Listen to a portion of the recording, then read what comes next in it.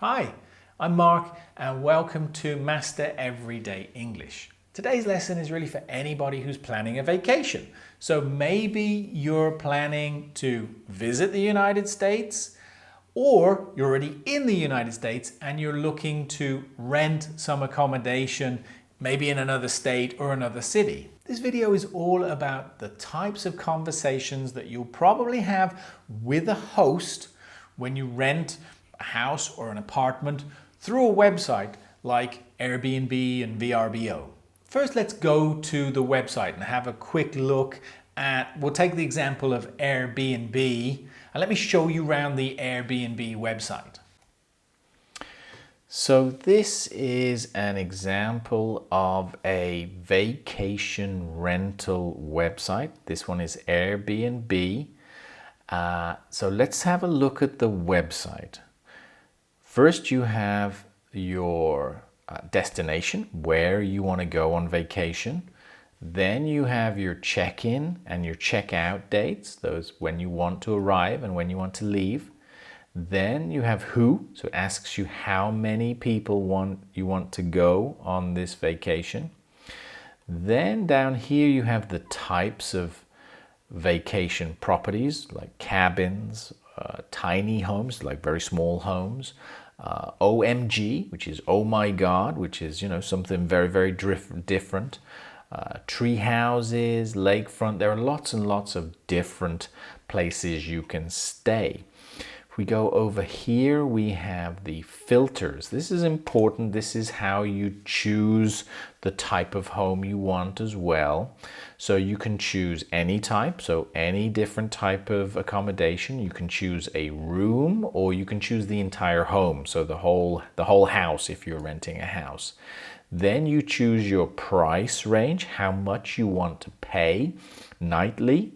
So you move it like this across here and you can see it changes. So it's got the minimum $10 and then the maximum you can change to whatever you like. And this is every night, so per night.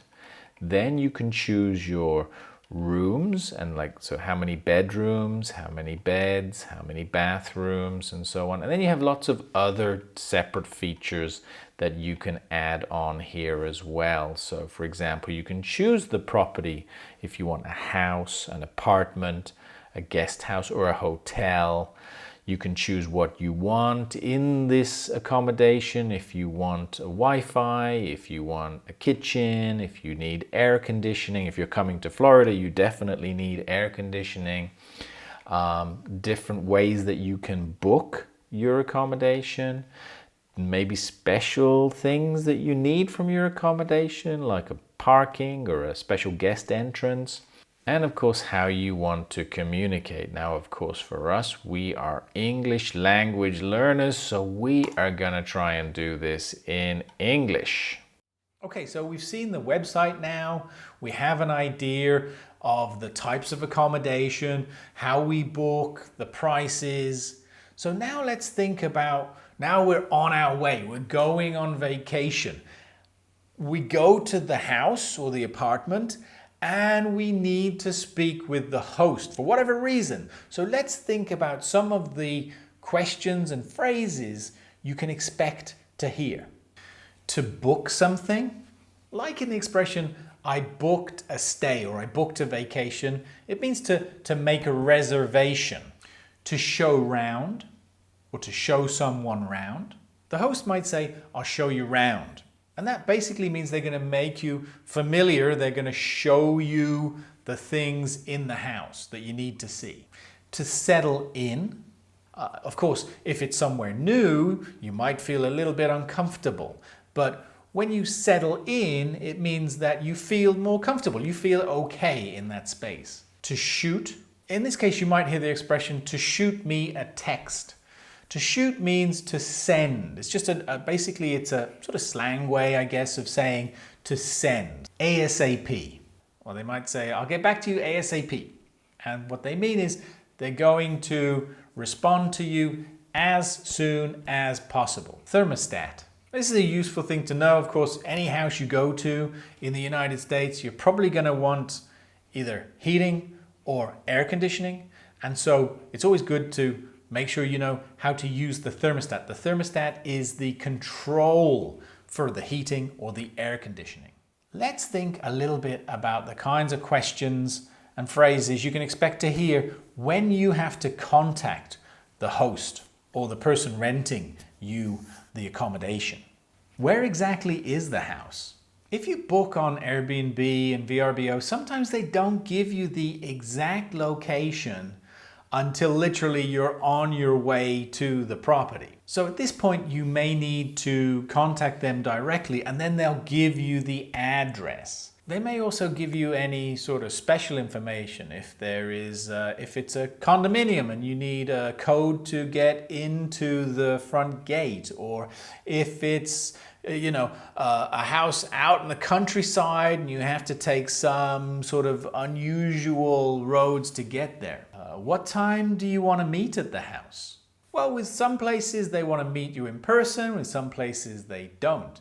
But oftentimes they want to meet you in person so that they can show you around the property. Where do I find the key? Some houses the host will want to meet you, some houses they don't care, and they will have a lockbox. So the lockbox is the box with the special code that you open and the keys are inside. It's normally, next to the front door somewhere. Is there a code? Other places, if it's a newer apartment or something, it might just have a key code. So there's an actual code on the door that you put the code in and that opens up the door for you. How do I turn on the AC? How do I turn on the heating?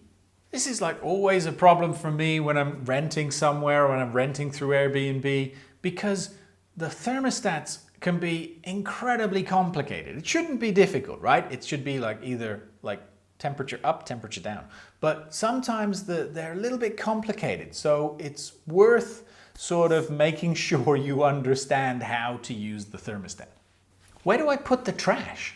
Some places might recycle. So they might have, maybe 1 or 2 trash cans for you to separate your trash. Also, if you're in an apartment block, there might be a specific area that's specifically for the trash from your apartment.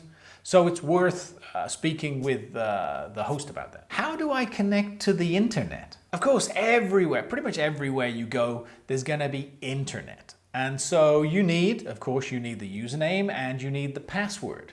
Now, most of the time they'll have it written down somewhere, or you can sort of text to get that information. If it's not really visible anywhere, a good way to find it is if you look on the Wi-Fi router. Most of the time, if you turn it over and look on the back, you will find the username and the password there. Where do we put the keys when we leave? And of course, once you are finished with your vacation, you're going to leave. The question is, what do you do with the keys? Now, of course, if it's a key code, you just close the door and it locks. If it's a lockbox, of course, you lock the door and then you put the keys back in the lockbox. If it's the host, if you're speaking with the host directly, you need to find out what they're going to do. If they want to come and collect the keys from you, or if a lot of the time they'll have you just leave the keys inside the property and just lock the door, and then they have their own keys and they come and collect the keys afterwards. Let's listen now to a conversation. It's between somebody, the renter who's renting the accommodation, and the host. If you enjoy the video, go check out my channel, Master Everyday English. There are lots of other videos about life and work in the United States. Hello? Yeah, hi Mary, this is Mark. I booked a stay at your house through Airbnb. We're driving to you now, and we should be in Tampa in about an hour. Where exactly is the house? Hi, Mark. Okay, so you just get off the interstate at exit 5, take down Mabry to the first set of lights. Make a left onto Pine Street, and the house is on your right, number 213. Okay, great. How do we get in? Is there a lockbox or something? No, I'll meet you there and give you the keys.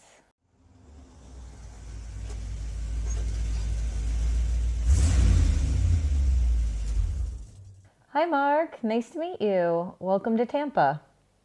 Let me just show you around the house a little, and I'll go and you can get settled in. Okay. Wow, this is a beautiful house. Thank you. All right, so the bedrooms are here, and through here is the living room. This is the kitchen, and this is the back door to the yard, and it's right over there. Do you have any questions?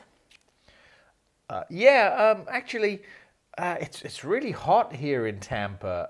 Is there a control for the AC? Yeah, let me just show you. The thermostat is right here. It's preset, but you can change the temperature by pressing this button up or down. Great. And do you have Wi-Fi? Of course, the username and password are right here on the card next to the TV. Okay, perfect. And what do we do about putting out the trash? Yeah, there's a trash can right in the garage, so you could just use that. If you have any problems or questions, just shoot me a text and I'll get back to you ASAP. Awesome. Well, thanks for your help. You're very welcome. Oh, what do we do with the keys when we leave? Just leave the keys on the table and lock the door from inside. I'll come by later and pick them up after you're gone. All right, I'm heading out now. Enjoy your stay. Okay, thank you. All right, so let's think about the kind of English that you will almost definitely need to speak if you're going to rent through Airbnb or VRBO. You're going to have to get directions. You might have to speak about how to get into the property and then how to leave the property. You might have to speak about any things that need to be turned on or turned off. So things like, the air conditioning or the hot water. Of course, you might also have to contact the host if anything breaks or if there are any problems. If there's a problem with the air conditioner or if the dishwasher breaks. And especially with some hosts, you might just speak to them because they're a good host and they want to give you information about what to do in the town or the city where you're staying. How much is it going to cost? Most of the time you'll have your nightly charge, so how much it costs you per night. Then there's normally a cleaning fee, and then there's normally a service fee. So that's the money that goes to Airbnb or VRBO.